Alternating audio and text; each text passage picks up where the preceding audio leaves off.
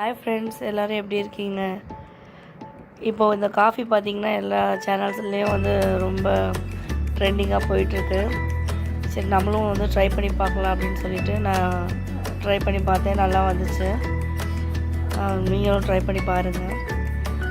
இது வந்து நீங்கள் ரொம்ப ஈஸியாக பண்ணிடலாம்.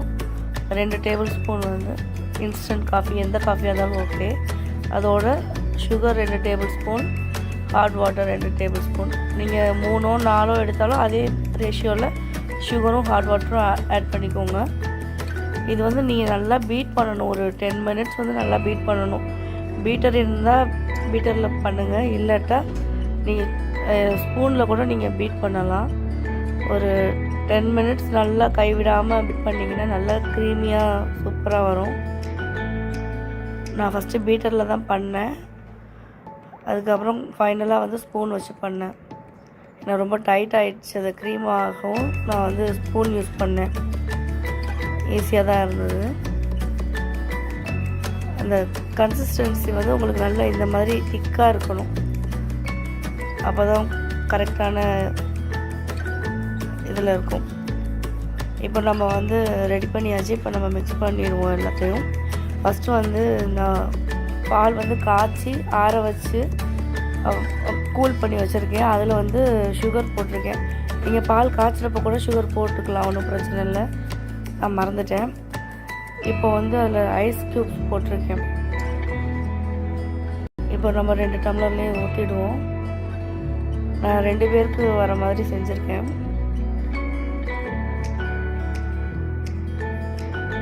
இப்போ வந்து அந்த க்ரீமை வந்து நம்ம ஆட் பண்ணிடுவோம்.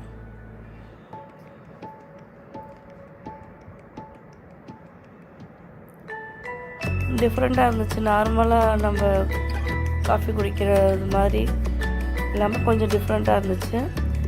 புதுசாக ட்ரை பண்ணி பார்க்கலாம். எப்போவுமே ஒரே மாதிரி காஃபி, ஒரே டீ குடிச்சிட்ருக்கோம். சரி, எல்லோரும் பண்ணுறாங்க, நல்லாயிருக்கும் போல இருக்குது அப்படின்னு சொல்லிட்டு நானும் ட்ரை பண்ணி பார்த்தேன். நல்லா வந்துச்சு. நீங்களும் ட்ரை பண்ணி பாருங்கள். எப்படி இருக்குன்னு சொல்லிவிட்டு உங்கள் கமெண்ட் சொல்லுங்கள். நல்லா திக்காக இருக்குது. அது கீழே வந்து பாலோட மிக்ஸே ஆகலை, அப்படியே மேலே வந்து நல்லா ஃப்ளோட் ஆகுது.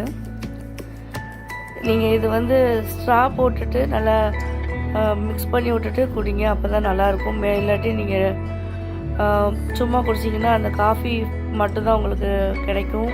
கொஞ்சம் கசப்பாக இருக்கும். பாலோட மிக்ஸ் பண்ணி குடிக்கிறப்ப தான் நல்லா டேஸ்ட்டு கிடைக்கும். செஞ்சு பாருங்கள்.